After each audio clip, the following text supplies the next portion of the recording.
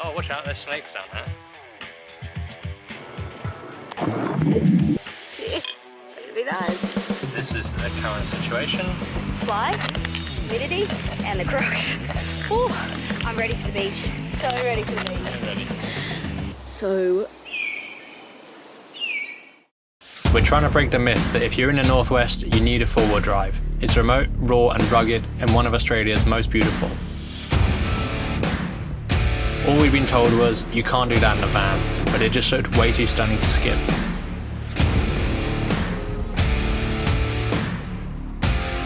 Welcome to the Kimberley in a two-wheel drive.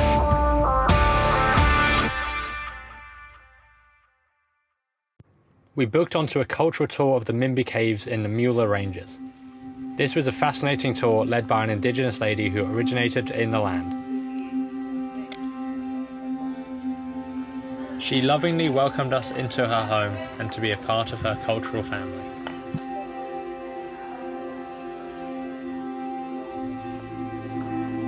She guided us through the deep caverns and told stories of growing up in the area and how she would play in these very caves as children.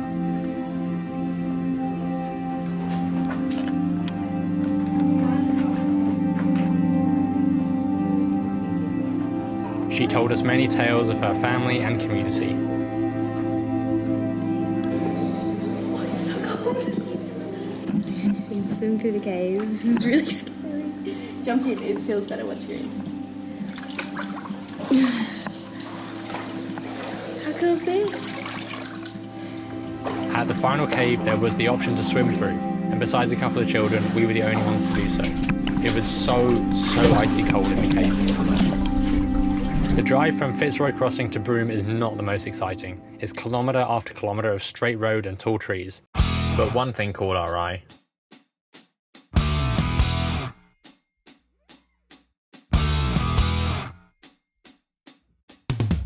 Yep, we're finally at the shot from the intro. How good.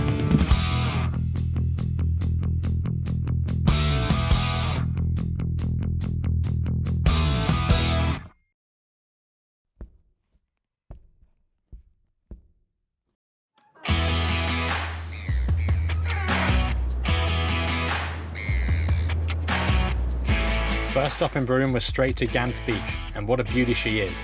Fully accessible to two-wheel drives, we spent almost every morning parked up on this beach, getting work and chores done with the best kind of view.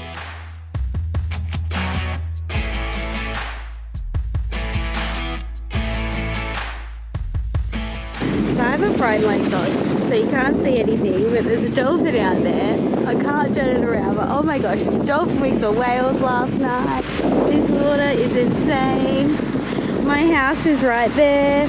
I drove on the beach. Oh, this weather. This makes van life and all the hard stuff just, so worth it. Oh.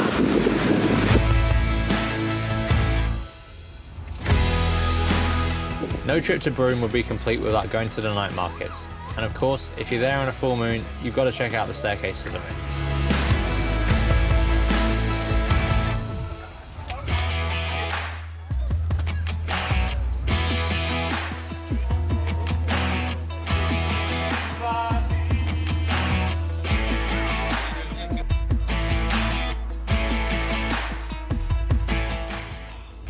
During full moon, the moon can be seen reflecting off the mudflats at low tide, creating a narrow strip of light that looks like a set of stairs leading to the moon. We hitched a ride with Tom and Joe into the insta-famous spot Coconut Wells, as it was easier to carpool with friends. It's about a 20-minute drive out of Broome and you could go most of the way in a two-wheel drive.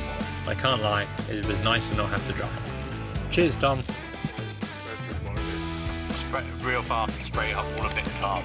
His windows to be open.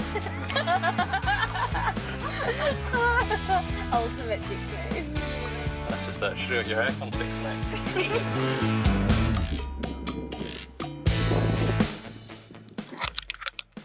Right, so I'd like to just put some reality behind where we are in Coconut Wells.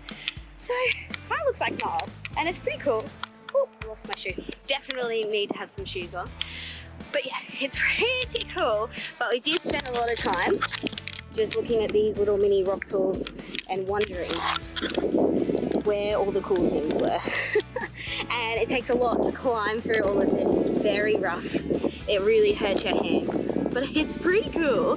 There's all these like little mini rock pools, but like where's the big ones? So the only way we actually knew how to find it was we set the drone up, and so the car park is behind us here. If you go right to the other end, at the front there's some cool deep ones with a sandy bottom. So definitely check the whole thing out.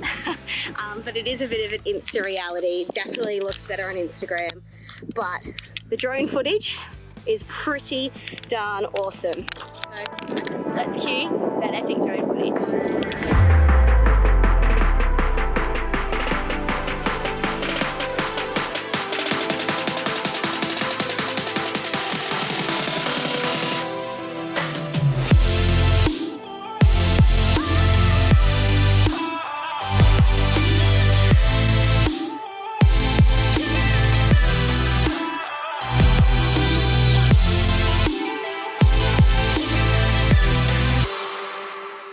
We've just gotten back from Coconut Wells, which is another one of those four-wheel drive places, but it's definitely two-wheel drive accessible. There's actually a car park, which is on a bit of a dirt road, I think it was, wasn't it? It's like a slightly sandy track, and then from there you'd be able to walk into the main actual area. Yeah, so once you see this first car park, it's quite a sandy track to get into the next. We actually just carpooled in with friends from town anyway, so we didn't take the van. A bunch of us can fit in the one car, so it's just made sense.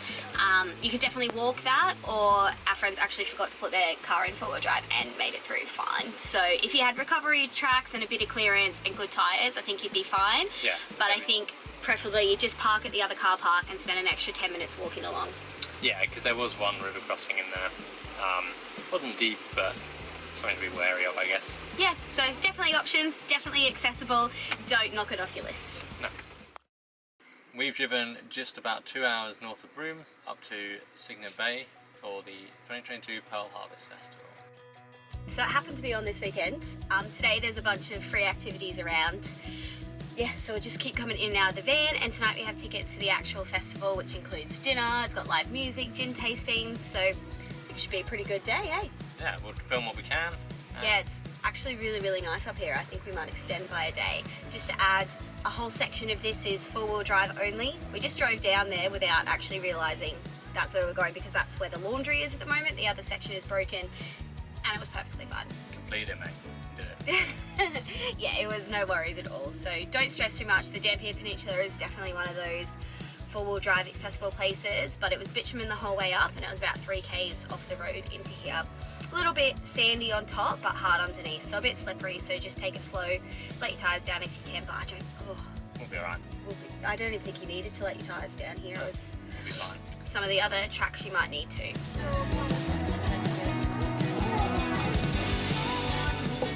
So we have a muscle in there that's called the abductor muscle. And anyone heard of pearl meat? That is a delicacy in restaurants. I reckon that one's going to actually be a nice little pearl. I want to feel it. That one. It's quite heavy.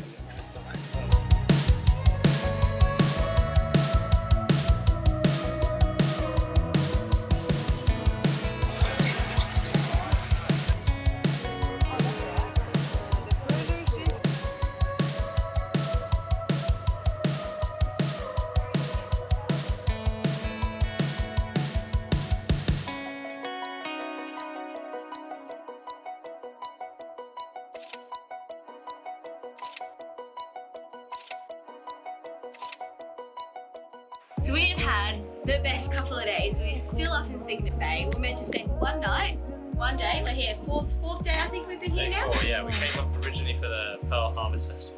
Such a good night. And we've had such a good time, we've just kept it going and going and going. We learned so much during the Pearl Harvest Festival. There was lots of like free displays on. Also they do tours at any time of the year, and it's really interesting. They're definitely striving for a sustainable future and a no waste future here.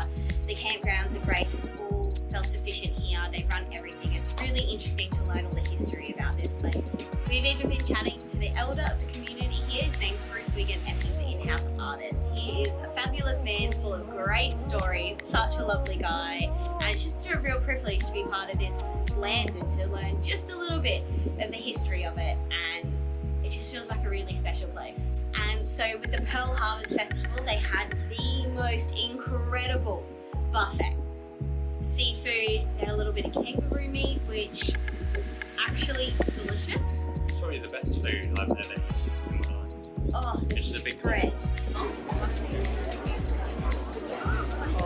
my god, I am so excited. We have.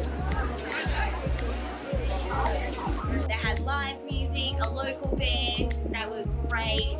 It just felt so homey there. There wasn't too many people, the food was fabulous, the place has just been great, and we're really welcomed by the people that run this place.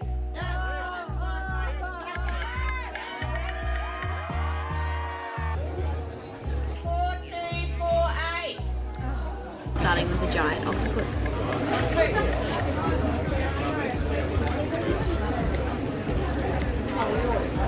Just a really cool spot. There's lots of tours you can do out to the water behind us. They've got a fabulous pool, the restaurant, the food, the quality here is amazing, and the campsite's quite nice. And all the staff have been really friendly with us.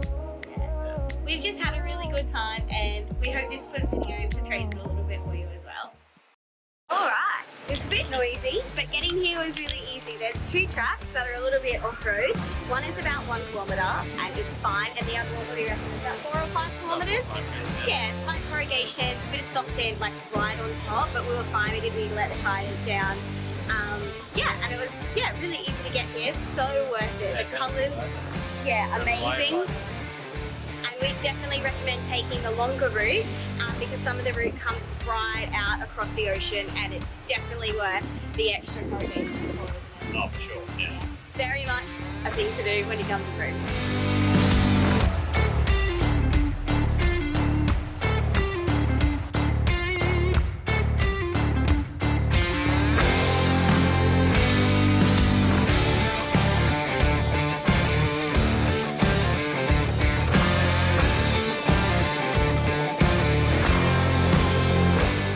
That was bloody beautiful. What a spot. Unexpected. And we had the place all to ourselves. Even better.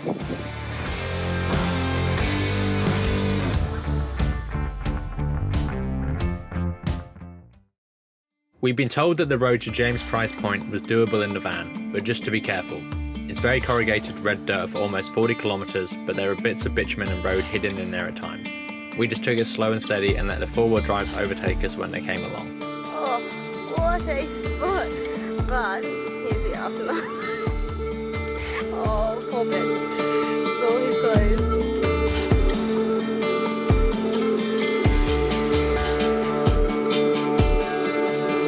We did it.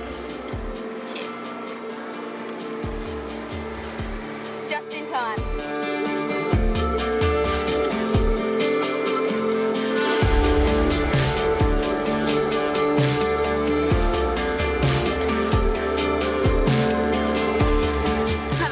Picnic.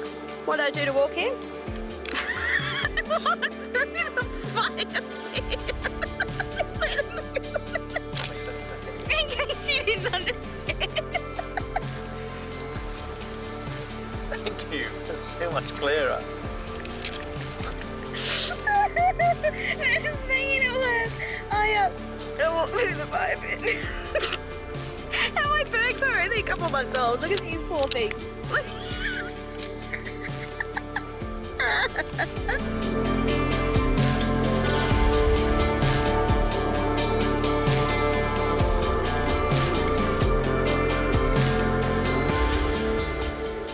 So this ends our mini series on exploring the Kimberleys with a two-wheel drive van. Honestly, it's been great. Before we came here, we were quite put off by exploring this section of northern WA without a four-wheel drive, and I'm so glad we went for it anyway. Yeah, we persevered and it totally paid off. Yeah, we've seen some amazing sights, and I don't feel like we've missed out on anything. Obviously we didn't do the Gib, but the other road we got to do, we saw some great stuff along the way and had some epic campsites too. Yeah, it was awesome. And speaking of, we're just parked up at James Price Point now, which is an absolute beauty. There's a bit of corrugations to get in. We did let our tyres down for this one. But what a sunrise to wake up to. It's only 6 o'clock in the morning right now. Yeah, and we've just been watching the waves crash in below us, and it's been really special. So our plan for today is to finally start heading south. So the plan is to get to Exmouth via Carragini, and I think we might stop in Karratha as well. Yeah, definitely. So I'm sure we'll find lots of brilliant places along that way too. Catch you next time.